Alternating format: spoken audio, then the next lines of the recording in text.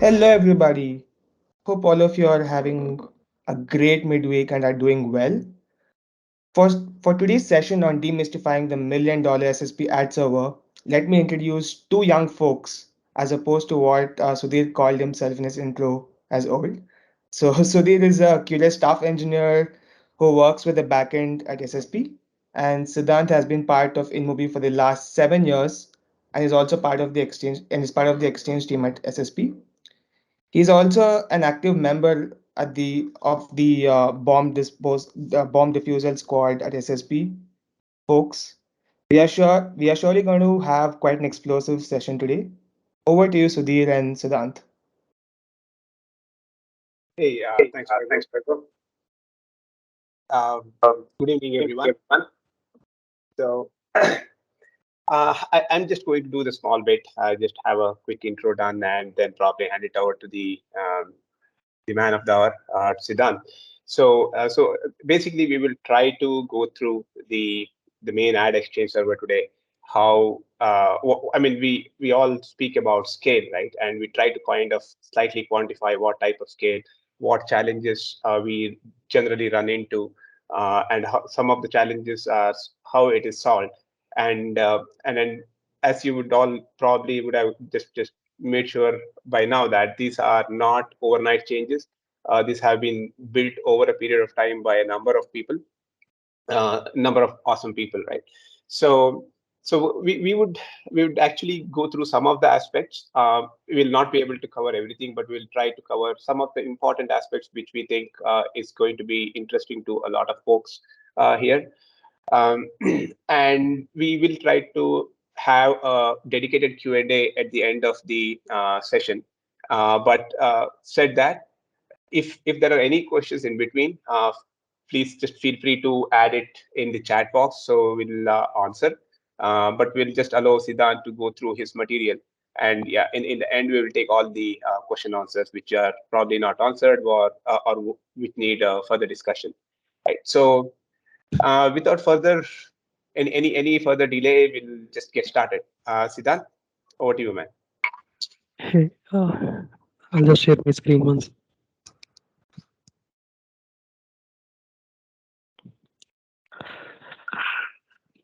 Uh, Sudhir sir, could you please confirm it's visible? Yes, Siddhant, good to go. Yep. Okay. Thank you, Sudhir sir, for setting the context. Good afternoon, team. I'm Siddhanta. I'll be taking over the presentation and walk you through and see if we could do the justice to demystify our ad exchange server. So primarily, this presentation is kind of divided into three parts. The first part, wherein we give a business overview of what ad tech business is about, how we actually kind of do this business at InMobi, the scale at which we do it here. The second part is where we kind of deep dive and talk about how we try to achieve this scale. More interesting part, how we try to achieve it rather in a cost effective manner. Last part is a forward looking approach wherein we discuss what are the different tech initiatives that we are kind of thinking about and which could help us stabilize our tech systems and in general uncover more paths that could lead to a higher scalability going forward. Yep. So going forward, first part is actually the introduction wherein talked about the ad tech business. So the image on the left is actually like a very, I would say, highly simplified view that I could found on Google as what the ad exchange business is. So on one side of the spectrum, we have publishers who are kind of willing to monetize in exchange of real estate. And on the other side of the spectrum, we have advertisers who are willing to buy that real estate in exchange of creating brand awareness of their model, driving good app installs, procuring high ROI users. And in between sits the ad exchange platform, which is trying to facilitate this transaction in general. Right. So on the publisher side, mostly the interactions happen with a jargon called SSP, which is supply side platform. On advertiser, the interaction generally happens with the jargon called DSP, which is demand side platform. So going on with a little more complex diagram and how we kind of replicate it here at InMobi. So InMobi has built different products to support all the different entities in this particular ecosystem. Like for publisher integration, we have a InMobi SDK. For SSP, there is a entire SSP platform that is built out there. Ad exchange is the crux of the topic that we're going to talk about today. Then there is InMobi DSP also that is there in place. So I would just walk in through a typical workflow that what happens behind the scenes when a Times of India actually wants to monetize. So suppose I'm kind of using Times of India application. So Times of India would actually integrate with our InMobi SDK first. When the integration is kind of completed, while getting an ad response, it will invoke SSP's ad serving endpoint. Once the SSP ad serving endpoint is invoked and its sides of processing is done, the request comes to ad exchange. Then ad exchange not only calls the in-house InMobi DSP, but apart from that calls various other demand side partners, wherein we request to serve a appropriate ad given the supply side cuts, and then we run auction basis the transaction question that whether it's a brand awareness or high ROI that publisher is seeking, and finally the ad response is fetched back to the user, and yes, the user sees the advertisement, and by the way, all this happens within second, like within 1 second to be precise. So going forward, the presentation would be centrally focused on this big platform that's Ad Exchange, and we call it Channel Ad Servers (CAS). To talk about the ad formats, so there are different range of ad formats that we deal with, starting from a static banner ad format to a very dynamic rewarded video, rewarded playable video, and then there are all sorts of in-game ads also that we have started to support. Okay, this slide is just to set the context as to what the client is for the ad exchange platform. So as we were explaining, the ecosystem client for this is SSP, and when it's translated into InMobi, we call it as Unified Marketplace, that is UMP. So the way it is structured as of now is that to facilitate this interaction between UMP and CAS, we have a zookeeper in between, which does this service discovery and service registry for us, which essentially means that UMP on the runtime gets to know which all are the healthy exchange CAS servers that it can invoke. And using the sidecar HA proxy that UMP has, it makes the request get an ad response to CAS. So this is how a CAS server on the client and server side is kind of set up as of now. Yeah, going ahead with the scale of CAS, actually, what is the scale of business that we are kind of catering to? So this graph typically generates like what is the incoming QPS that we see at East US data center of ours. So this is showing a peak of 900K QPS and a bottom of like 300K QPS. So two things here that the traffic pattern that we have is kind of sinusoidal, wherein we have crest and trough, and the peak traffic is actually three times the bottom traffic, and we try to be cost effective at both these times, like at peak traffic time also and low traffic times also. I'll speak about this in the cost section, but yeah, 900K QPS is what we hit from the SSP side to fetch in the ad response.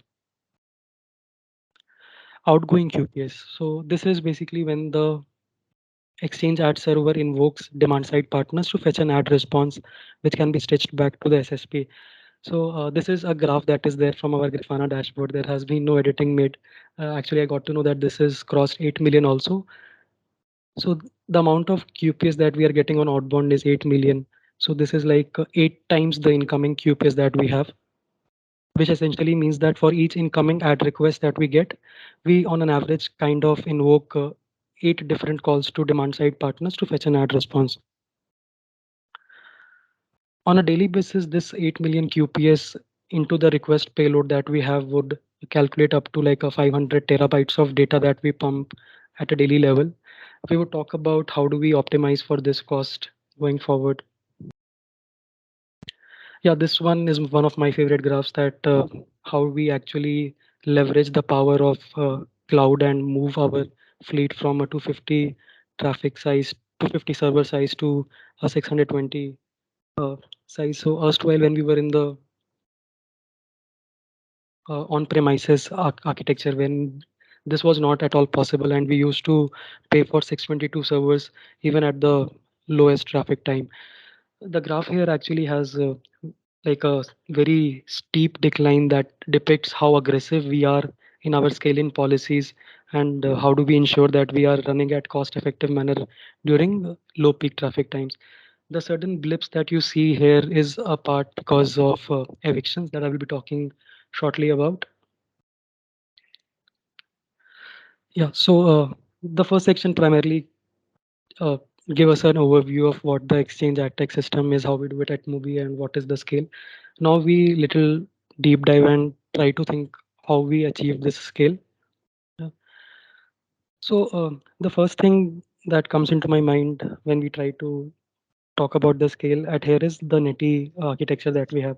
So NetI actually suits the use case of high number of asynchronous thread processing that we have here at CAS, and it is because it by nature it's an async driven framework that NetI provides.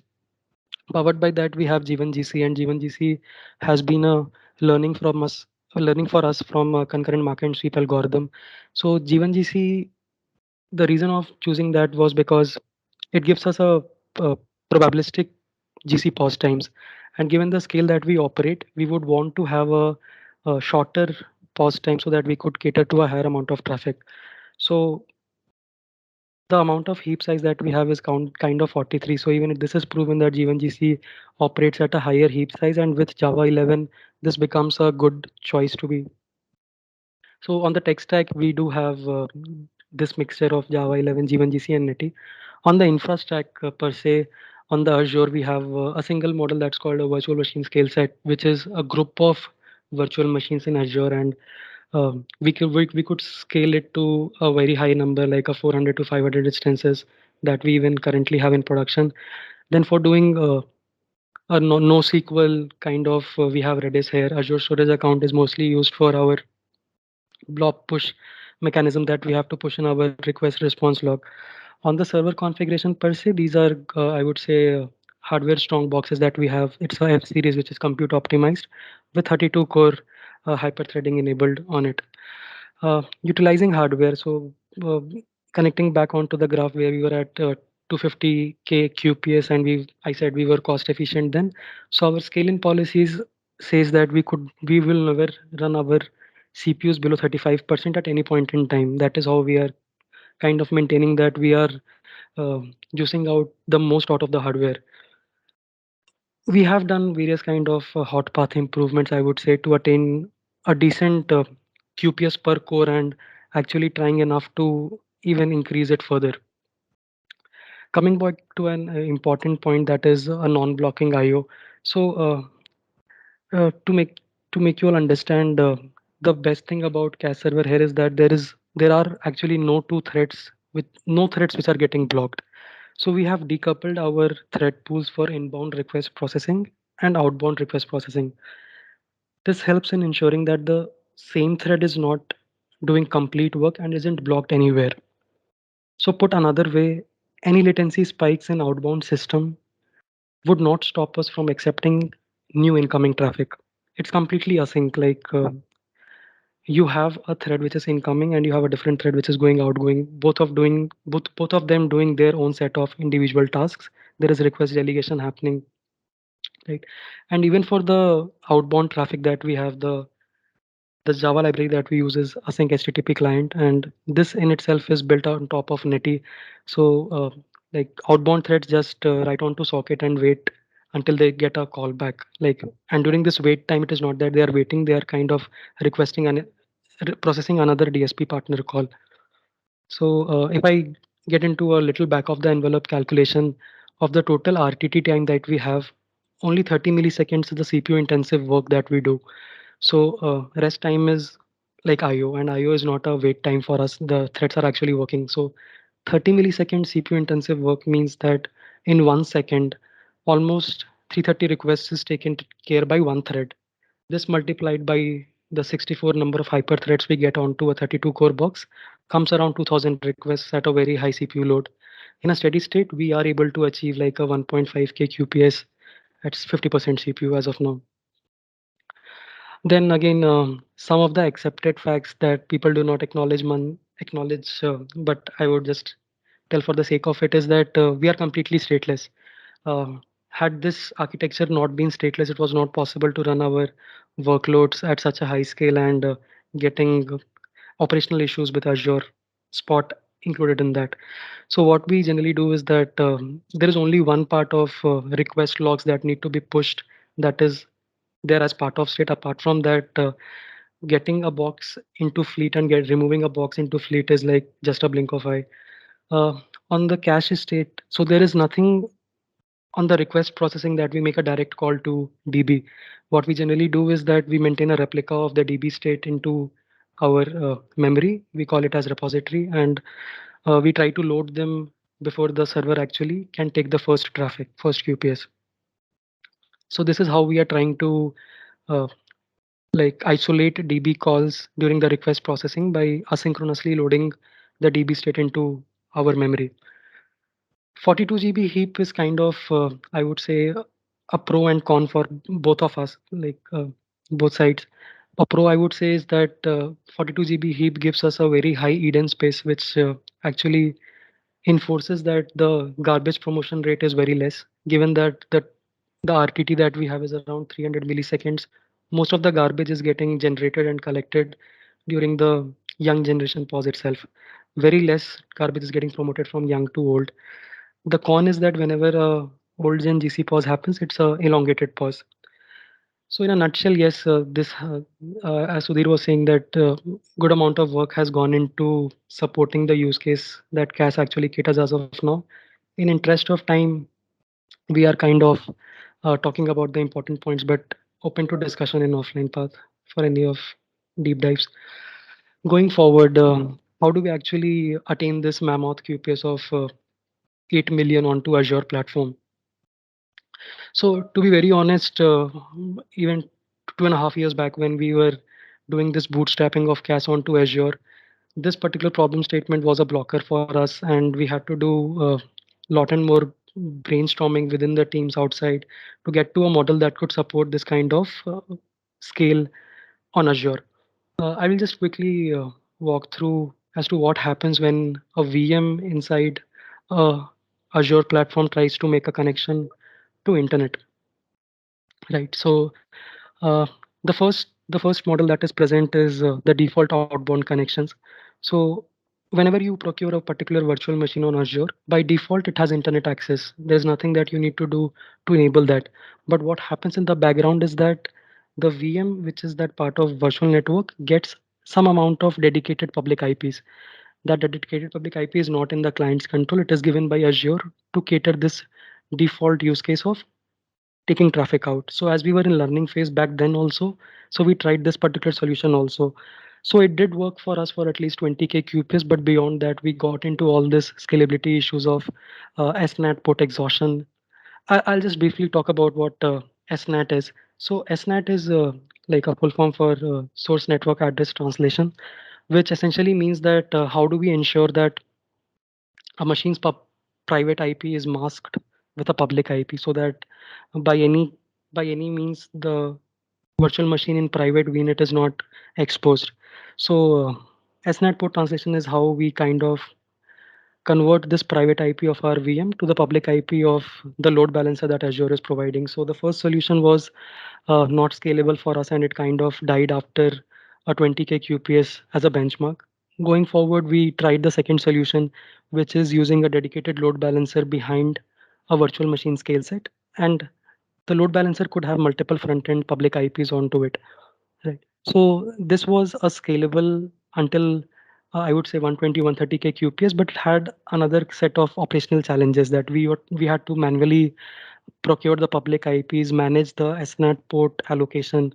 There is a different kind of port allocation that happens when you have a larger fleet. You need to divide your boxes with the number of ports allowed, and all this manual was kind of hindering with the scalable architecture we had. So the communication with Microsoft, and then we finally resorted to the solution that is a public IP solution. So currently, what happens is that whenever a CAS VM is kind of procured on Azure, we get a public IP attached to each of the VM. which essentially means that there is no netting involved as now. Whenever a virtual machine is forced to make a outbound connection, it will just use the public IP attached to it, right? So it's a like horizontal scalable model that we had in our application, clubbed with the public IP at an instance level horizontal scalable model that is catering to this combination of a good scalable architecture. But with public IP at an instance level entailed a risk of exposing our VMs onto public cloud, right? So to circumvent that problem, we used another PaaS offering that is called as network security group. So in network security group that you use, you can provide in punch in different rules that could actually help you attain a very strong set of security rules. So just for the sake of completion, like you could see in the inbound security rules, the third row, it talks about deny all inbound, which essentially means that even if the virtual machine is publicly exposed, there is no incoming connection that it can take. It can only initiate an outgoing connection. There cannot be any connection from outside that can be made directly to the virtual machine, right? So this is how we kind of got through the security approvals also, and finally we were able to onboard CAS onto Azure successfully, right? Coming on to the interesting part as to how we try to achieve this scale cost effectively. So as I was talking about, the major chunk of our cost right now is bandwidth, right? So to give a number, I would say 60% of even current cash cost is the bandwidth cost. One of the major target point for us was to optimize for this bandwidth cost during the request processing in itself, the number of servers that we have in fleet. So we came up with this particular PaaS offering that's called routing preference. What routing preference is? Routing preference enables you to choose how your traffic routes between the Azure and the internet. It gives a means by which you could configure whether you want to use a premium offering, that is a Microsoft Global Network, or an alternative to that, it's called a ISP network. Uh, but by default, any traffic that is getting routed from any of the Microsoft services will use Microsoft Global Network, right? The picture below kind of summarizes what a routing via Microsoft Global Network means. So, as you could see, it means that the traffic, the packets majorly travel on the Microsoft Global Network. Like majority of the distance it is traveled using the Microsoft Global Network, which is consisting of optical fibers, which provides high SLA guarantees, is resilient, and it's a Microsoft premium offering. They call it as Azure Backbone, right? To give you an example, like if traffic needs to flow from Azure service in Chicago to Singapore, then traffic would travel majorly on Microsoft network from Chicago to Singapore, and it will exit near to the user in Singapore, like covering maximum distance in the Azure backbone that they call. Whereas if we use the alternative that's called the routing via public network, ISP, the same traffic from Azure service in Chicago would exit the Azure platform in Chicago in itself, take the ISP public internet, travel all the way to Singapore, and then reach the end user. So it is like kind of traversing the entire distance on the public cloud and thereby not using the Microsoft Global Network, not using its premium offering, right? First thing, why do we use routing preference then? To keep all this cost in place and saving whatever we can on this 500 terabytes of data that we pump in at a daily basis, routing preference is a 17 15% cheaper when compared to the Microsoft Global Network offering that we have. Even this is clear on the third column that you see, like 0.05 per GB is the cost when we use a Microsoft Global Network as compared to a 0.04 when you use a routing preference as internet. So this added cost was not coming with a very big performance impact. I would say the feature pilots that we did and the way we routed this release onto production, we were very, I would say, judicious of looking how what is the performance impact of this feature. So for our use case, we did not see anything getting beyond 3 to 10 milliseconds getting added in the total RTT. Like we were way within our limits, and with, I would say, zero performance impact, we were able to achieve like a 12 to 14% savings in bandwidth. That at a 500 TB daily scale was a very good number. For anyone who's trying to like incorporate routing preference, they could double check on their latency numbers. And the third and uh, important aspect I would like to say is that it is one of the most stable product offering that basis the experience that we have in SSP, we haven't had any issues. Fingers crossed till now using routing preference as internet. It is one of the most stable network that I have personally experienced. So culmination of these actually led to us taking a design choice of using this routing preference to save our bandwidth cost. Coming on to the implementation part as to how we kind of achieved it. So during the virtual machine provisioning part in itself, you could use the IP tag parameter which says routing preference as Microsoft Global Network or Internet, and as soon as you put in Internet, the ISP route will be bootstrapped, and you would start sending your packets on the public cloud. Right?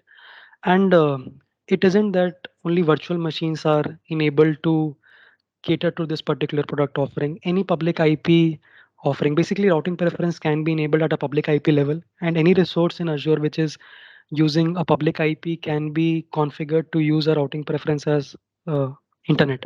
For example, Azure Kubernetes node pool can be done. Storage accounts can be configured with which are publicly exposed to have routing preference as internet. So that was our first, I would say, decent attempt to reduce cost at bandwidth. Going forward to how do we plan to reduce our compute cost. So we used a rather famous offering called spot instances. So what exactly are spot instances? It's a pool of unused spare capacity that Microsoft Azure is willing to offer at a significantly lower price.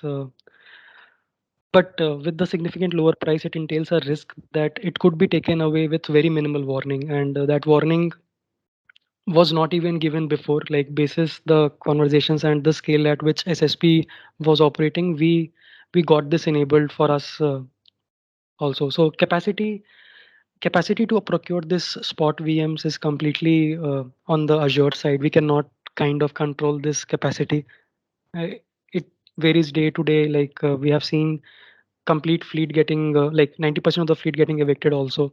So what do we mean by eviction? So eviction is basically when Microsoft Azure kinds of say that they are not willing to provide these spot instances anymore.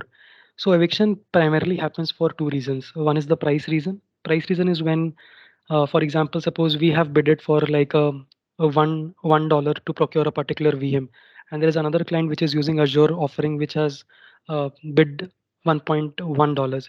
So a price-based eviction will happen, and the VM will be transferred from our subscription to their subscription. That's the first reason of eviction. The second is in itself the capacity reason, wherein Azure now in itself has a capacity crunch wherein they want to convert their spot instances to a on demand or a pay as you go model. So that is something that is beyond our control, and we cannot, even if we bid higher, get that capacity back to us. Why do we choose to use spot instance? For our use case, because of the stateless model we are fortunate enough to use, this is like a interrupted model that we are. Even if a box is taken away, it does not matter to us more. Like we could get back our on-demand virtual machines to replace it and cater to the business as usual. And it is not that there is any performance impact that it is entailing. Once created, an Azure Spot virtual machine is exactly the same as a regular standard VM. Nothing on the performance that is getting uh, compensated there. And we are kind of bypassing this price-based eviction by passing this parameter called as max price equal to -1.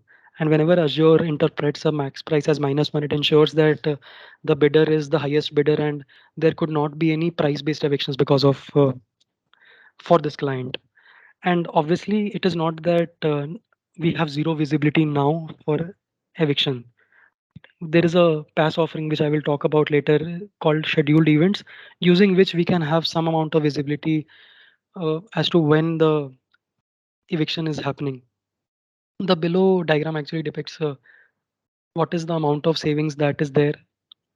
If you could, like, this is a 83% kind of savings that is there on Azure documentation, but it generally comes around 60 to 70% that we have seen in steady state that we have saved in compute cost using this product offering. Coming on to the how part, so this again is done during the VM creation time. Like there's a parameter called priority which you need to set as spot, and during the same you need to set another policy that's called eviction. So Azure currently provides you with two options that's called delete and deallocate. Deallocate means that you are kind of keeping that even if the eviction happens, that virtual machine for some time period will be in deallocated state in that pool. And if there is any capacity getting back for spot, there are chances that this virtual machine can be again allocated. But the problem with this is in our structure is that this kinds of messes up with our scaling rules, because our scaling rules are average CPU, and given that there are some nodes which are not taking any traffic, the CPU numbers kind of digresses.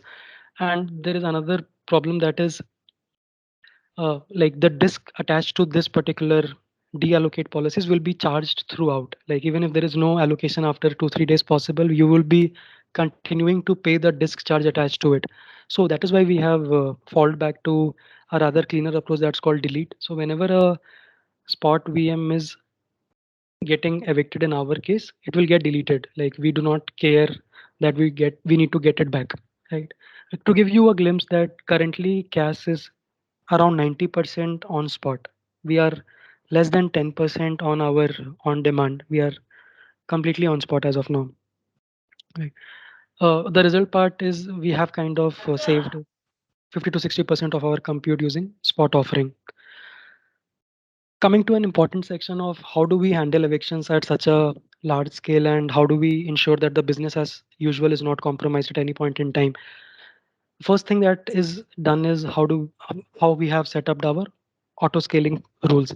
So we are having primary virtual machines as spot, which are backed by secondary for us is pay like pay as you go or on demand as we call. And the scaling policies for these are different. Like a scaling policy for a page on the left hand side, if you see, is a rather more aggressive scaling policy, which says that whenever the average percentage CPU is greater than 50, just increase the count by 20. Like at any time of the day it happens, just increase the node size by 20. uh, on the right hand side, if you see, the scaling policy for a spot node pool is in the steady state, whenever the CPU is greater than 46, increase it with a percentage. Like this is taking into account the sinusoidal traffic pattern that we have. In times of high traffic pattern, increase it with the 15% of the increased size, increase it with the 15% of the reduced fleet size during low traffic time. But here also we have added another rule which says that if the spike is a much more higher spike, like a 54% spike is not a normal spike. Like a 46 is a normal, but 54 is not. It translates to some abnormal activities that has happened with the virtual machine that we have, according like basis our experience says that most probable reason for this abnormality is spot eviction. So we say let's try to let's try whether we are able to take spot in itself during eviction times. Capacity based eviction work in a, I would say, slightly confused manner. We have seen instances wherein eviction has happened because of capacity, but just after 30 minutes we are able to procure the same amount of cluster size also. So that is the risk that we are that is the I would say luck we are trying. Even before hitting page, can we get another chance of getting spot node pool? The second part in where we try to gain more visibility around evictions, that is using the Azure scheduled events. So Azure scheduled events is basically a PaaS offering that Azure offers, which provides in notifications that you can use. You can you can provision these notifications during your virtual machine runtime. There are different kinds of events that you can listen to. There are called reboot, terminate. For our use case in particular for the eviction, there is a signal called preempt. So what happens is that whenever the virtual machine is running, you can choose to register yourself onto the scheduled events API on the left hand side, and it gives back you a response saying that what are the set of VMs that are part of the preempt that is going to happen. And then you can run your own application specific logic that, yeah, if this particular VM is in that list which is getting to get evicted, I will go and run my graceful shutdown mechanism.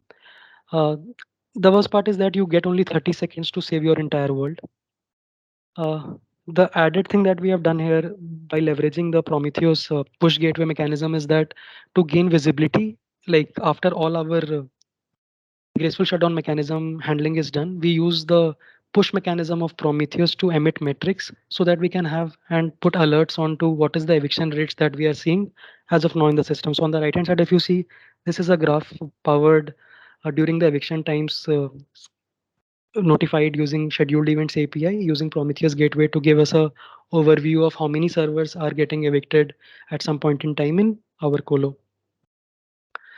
Coming to the last part of how do we ensure that the problem statement here is that during mass evictions, right? Suppose there are 100 boxes that we had at time t equals to 0, and there was a mass eviction that just happened, and 60 of our boxes were taken out.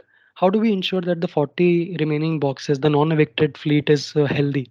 By healthy, we mean that they are catering to the steady state QPS that they are uh, provisioned, they are equipped to do, right?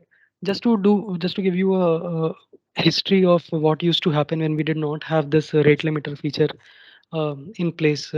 I would say the experience was not good. We used to like client for exchange being SSP. We used to involve the SSP team guys to have a mechanism that they could stop the entire incoming traffic to exchange system.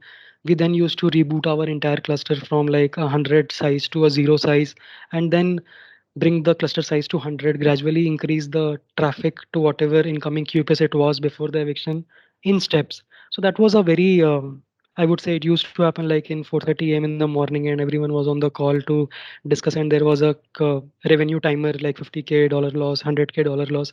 So that was a brief history that we had. The attempts to solve this was we tried with a JVM rate limiter first, but the problem with the JVM rate limiter was it did succeed until a particular eviction percentage, like a 20% eviction, was still catered by a JVM rate limiter. But at a scale of 1.5K QPS, even that 1500 request coming to your JVM used to have a significant memory footprint.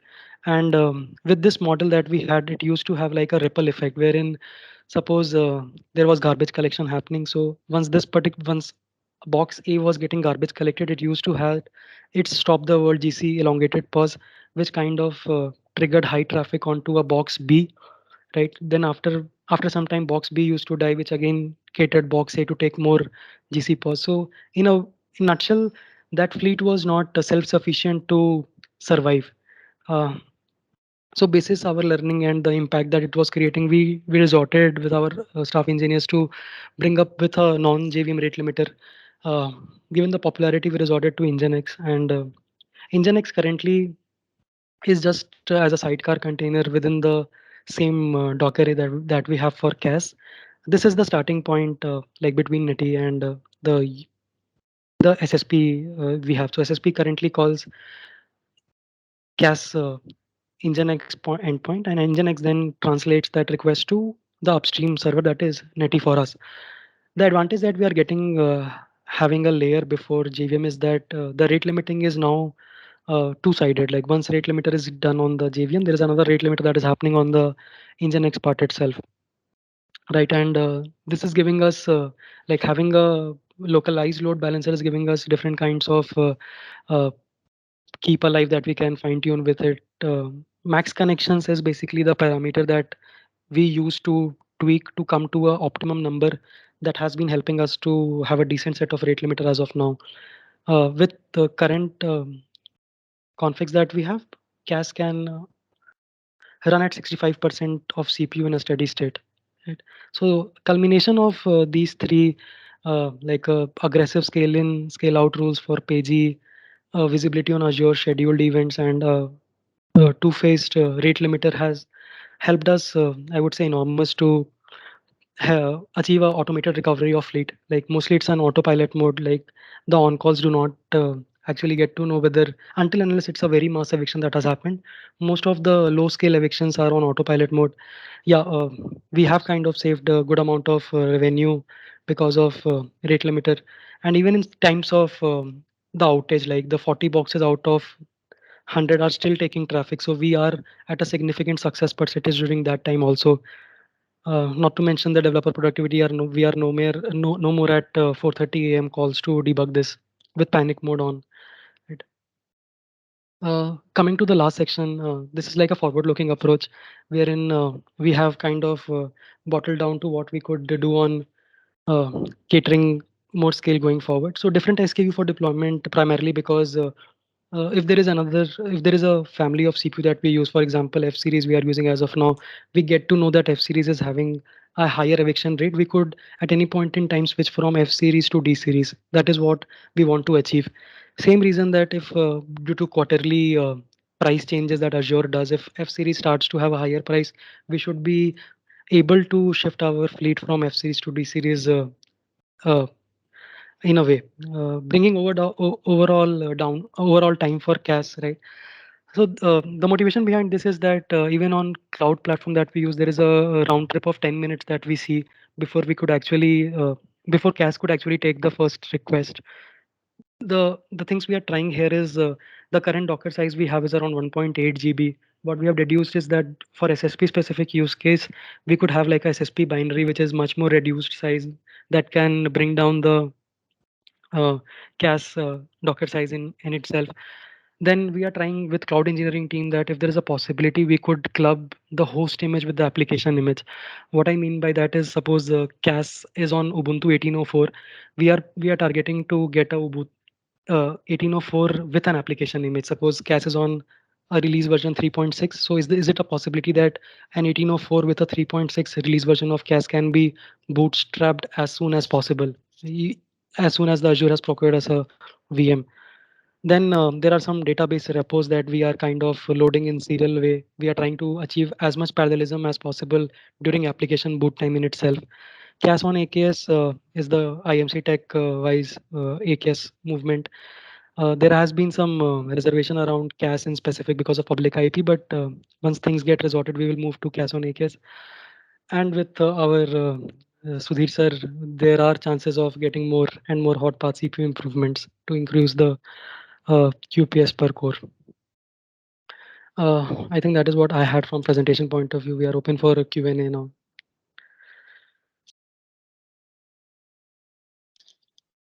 Great stuff, Siddhant. So we'll just give a breather. I just stepped in because probably Siddhant want to get a glass of water or something. So we still have about 15 minutes. So we try to purposefully just keep it little short so that we don't bore everyone to death. Uh, so any questions, anything we can take now. And basically there is like a lot of folks from SSP are also here. So you can literally ask, anybody can actually step in and answer any questions.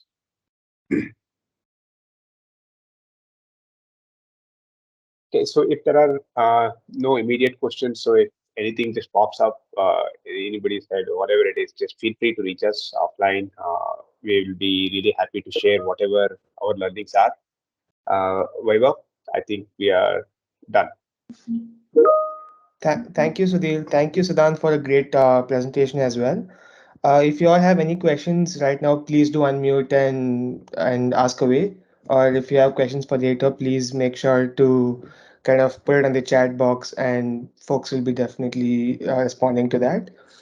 And I'll be sharing a poly right now and for the feedback of this particular session. So please do respond to that. And yeah, thank you everybody for joining in.